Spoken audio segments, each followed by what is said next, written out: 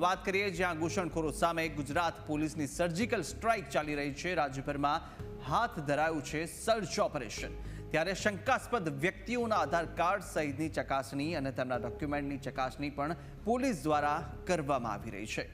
બીજો મહત્વનો મુદ્દો એ જ્યાં ભારત પાકિસ્તાન તણાવ વચ્ચે દિલ્હીમાં મહત્વપૂર્ણ બેઠક મળી અને સીડીએસ અનિલ ચૌહાણ સાથે રક્ષા મંત્રીએ આ બેઠક કરી છે અને સાથે આતંકવાદ વિરુદ્ધ રણનીતિ અંગે પણ આ જે રણનીતિ છે તે તૈયાર કરવામાં આ બેઠકની અંદર અનેક ચર્ચાઓ થઈ છે। આગળ વાત કરીએ જ્યાં જમ્મુ કાશ્મીરમાં સુરક્ષા જવાનો એક્શનમાં આવી ચૂક્યા છે। અનંતનાગના જંગલોમાં ડ્રોન દ્વારા અત્યારે સર્ચ ઓપરેશન ચાલી રહ્યું છે। કાશ્મીરમાં સંયુક્ત સુરક્ષા દળો અત્યારે હાઈ એલર્ટ પર આવી ચૂક્યા છે। આગળ વાત કરીશું અન્ય મહત્વનો મુદ્દો જ્યાં ગોંડલમાં ઘમાસાણ આજે સર્જાયું। અલ્પેશ કથિરિયા ગણેશ જાડેજાના સમર્થકો આમને સામને આવ્યા। અલ્પેશ કથિરિયાની કાર પર હુમલો થતાં તેમણે કહ્યું કે આ ગોંડલ નથી પરંતુ મિર્ઝાપુર છે। ત્યારે આ તરફ ગુજરાત બન્યું અગનભઠ્ઠી। મોટા ભાગના શહેરોની અંદર તાપમાન 40 ડિગ્રીને પાર કરી ચૂક્યું છે।